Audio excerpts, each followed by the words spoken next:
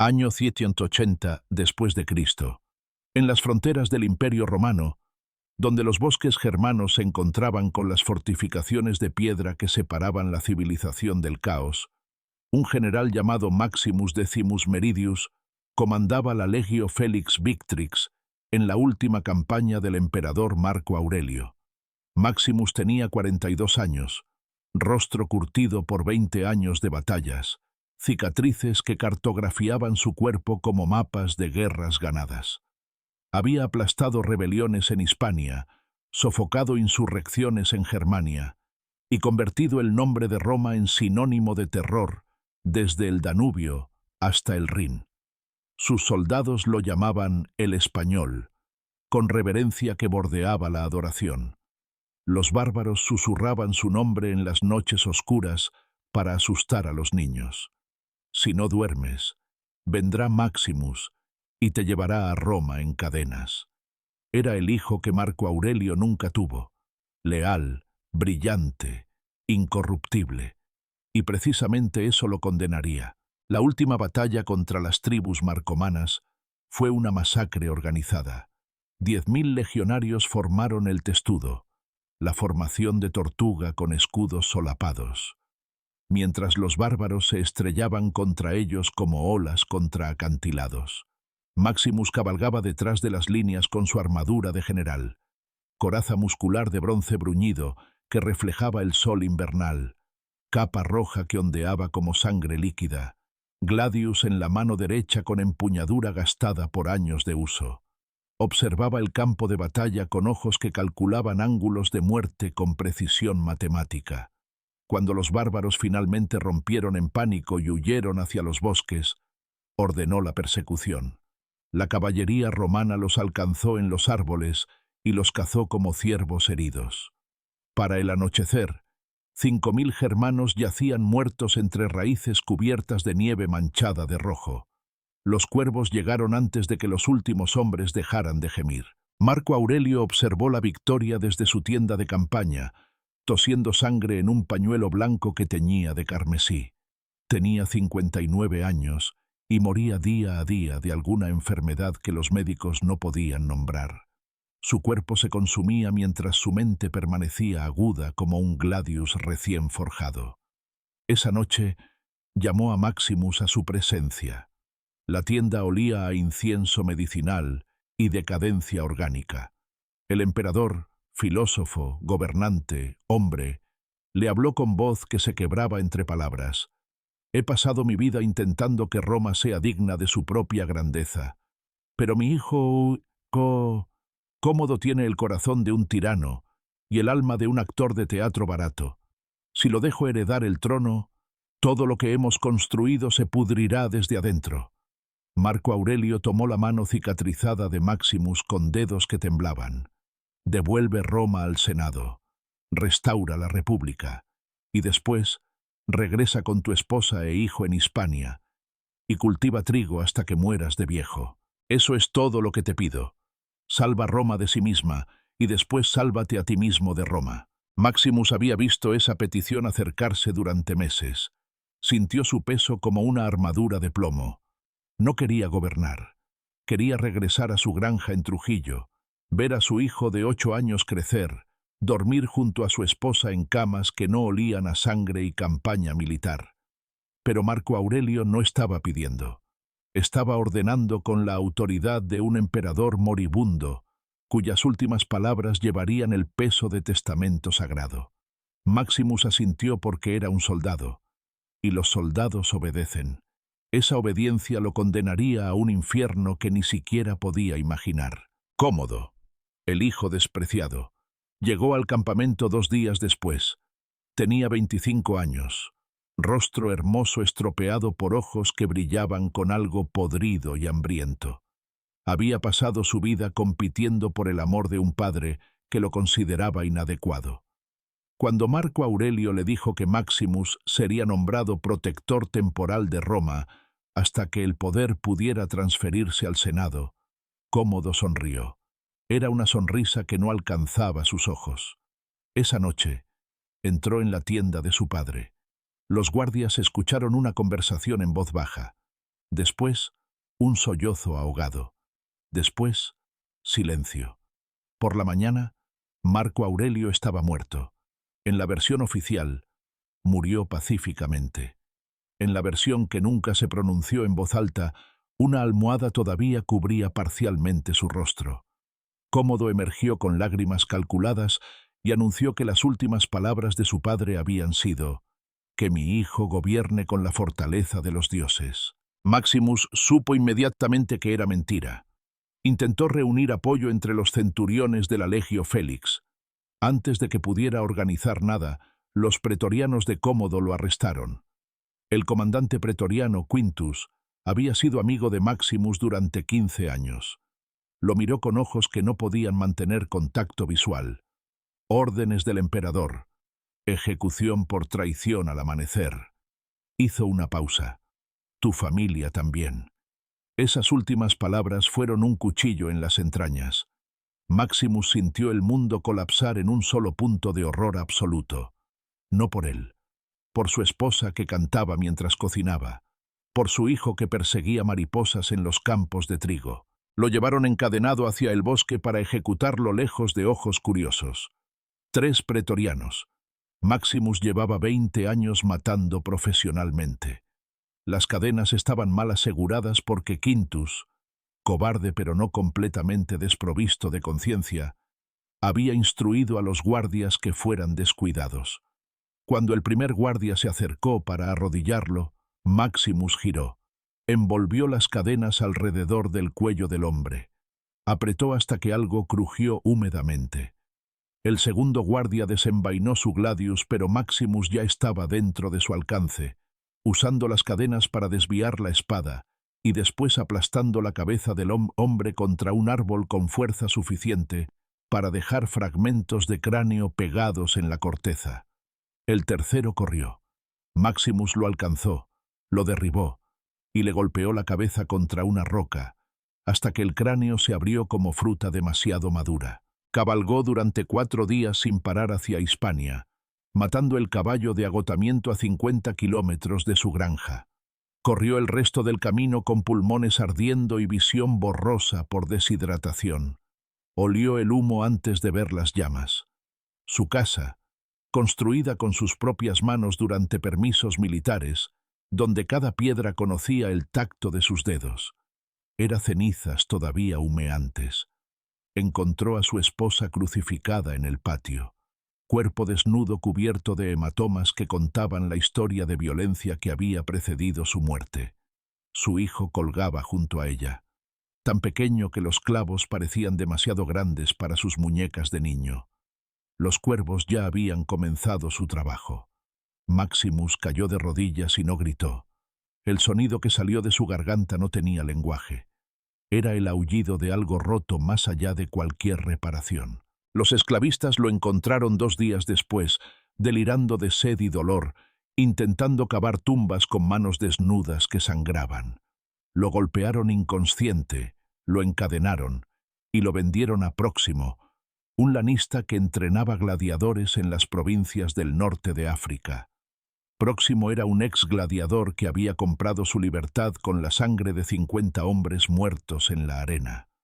Miraba a los esclavos con ojos que calculaban cuánto valían en entretenimiento y muerte. Cuando vio a Maximus, incluso desnutrido, incluso roto, vio músculos que hablaban de entrenamiento militar, cicatrices que hablaban de experiencia de combate, y algo en los ojos que ya estaba muerto. Los hombres muertos son los gladiadores más peligrosos porque no tienen nada que perder. Los primeros meses, Maximus no habló. Entrenaba mecánicamente. Espada contra poste de madera, escudo contra ataques simulados, técnicas de muerte convertidas en memoria muscular. En las arenas provinciales, anfiteatros de madera que olían a sangre vieja y a serrín mojado, mataba con eficiencia que aterraba incluso a Próximo. No había actuación en ello. No había el drama teatral que el público anhelaba. Solo ejecuciones clínicas. Un movimiento para desarmar. Un segundo para matar. Sus oponentes morían antes de comprender que estaban luchando contra alguien que había comandado legiones. El público inicialmente lo abucheaba por ser aburrido. Después, comenzaron a apostar sobre cuánto duraría cada combate. El récord fue 4 segundos.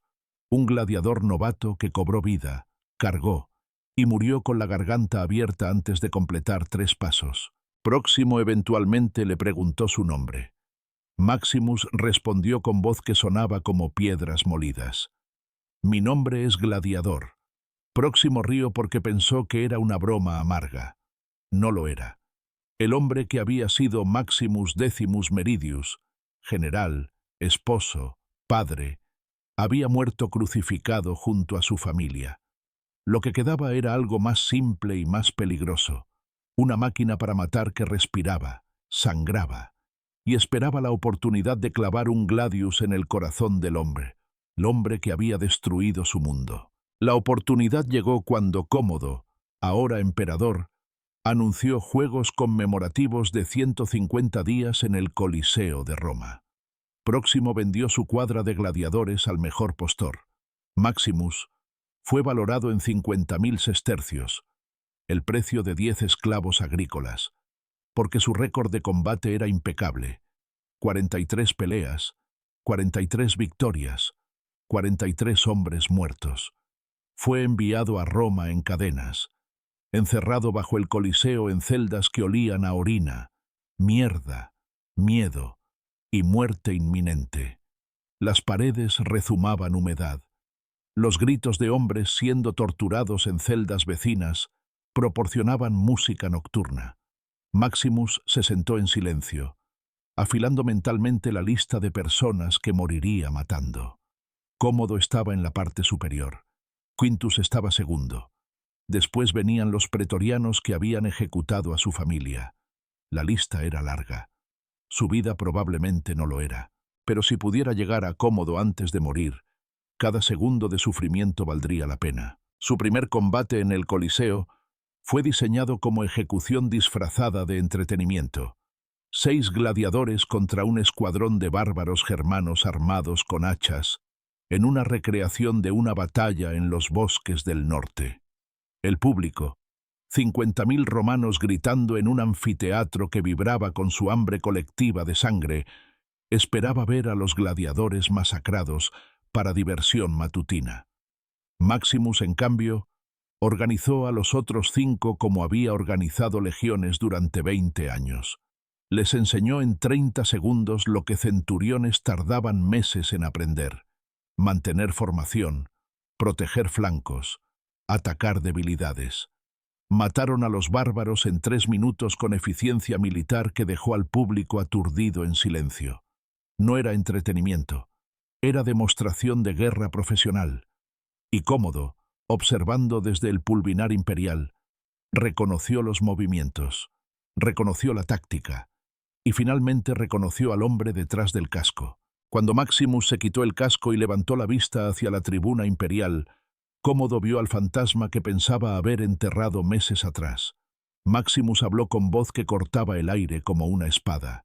Mi nombre es Maximus Decimus Meridius, comandante de los ejércitos del norte, general de las legiones Félix, servidor leal del verdadero emperador Marco Aurelio, padre de un hijo asesinado, esposo de una esposa asesinada, y tendré mi venganza, en esta vida o en la próxima. Su voz resonó en el anfiteatro con claridad que silenció a 50.000 personas.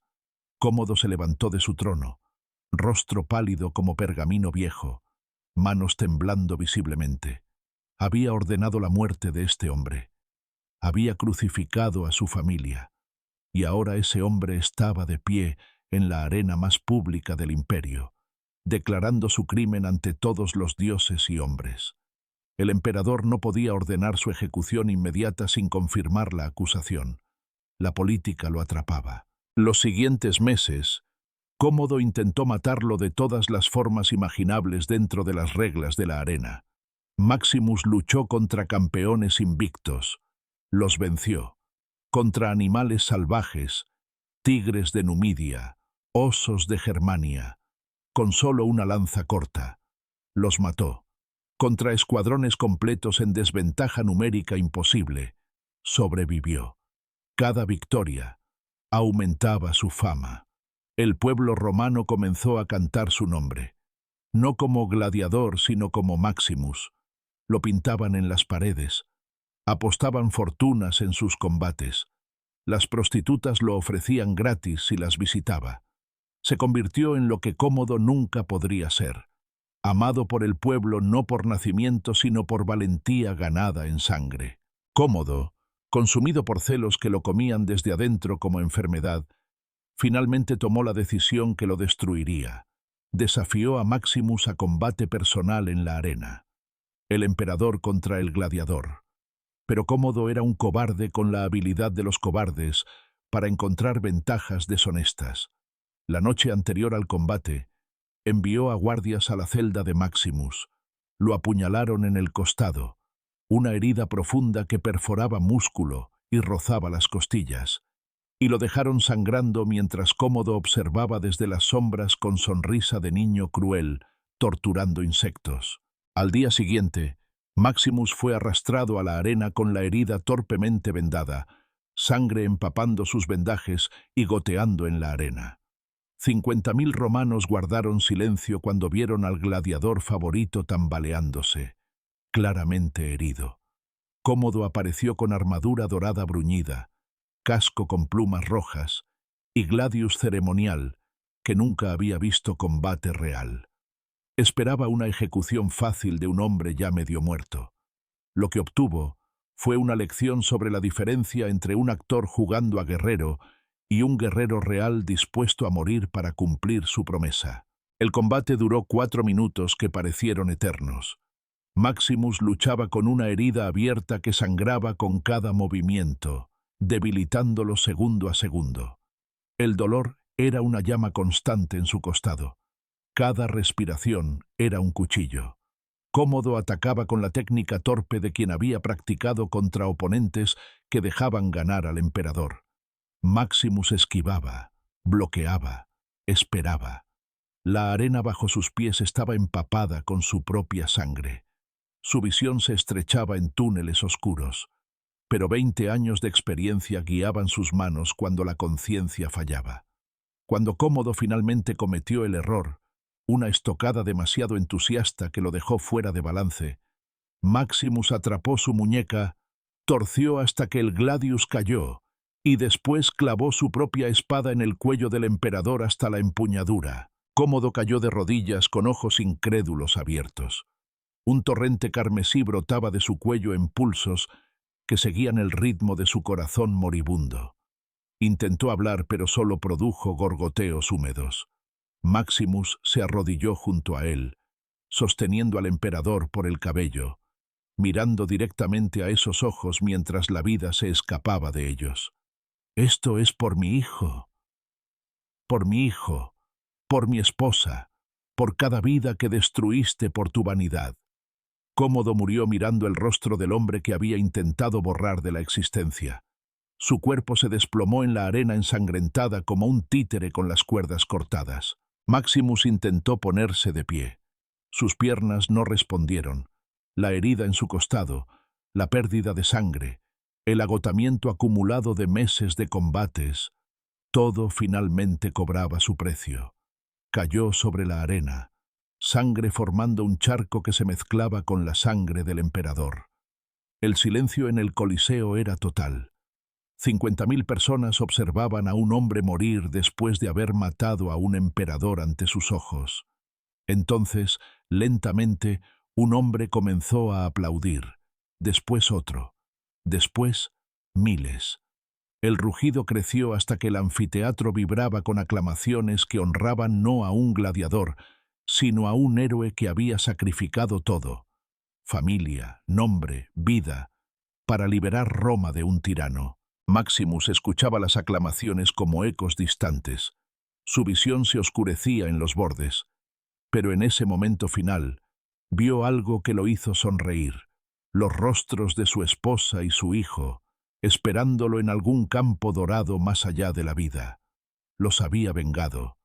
Había cumplido la última orden de Marco Aurelio de la única forma que pudo, y ahora, finalmente, podía descansar. El gladiador que sembró la muerte en Roma murió en el mismo lugar donde había matado a un emperador. La arena bebió su sangre como había bebido la sangre de 1000 hombres antes que él. Pero su nombre, Maximus, resonaría en la memoria del cine como prueba de que incluso en el corazón podrido del poder absoluto, un hombre con nada que perder puede cambiar el destino de imperios enteros. Así lo cuenta la leyenda. Así lo muestra la pantalla. Y a veces, las leyendas dicen verdades más profundas que los hechos.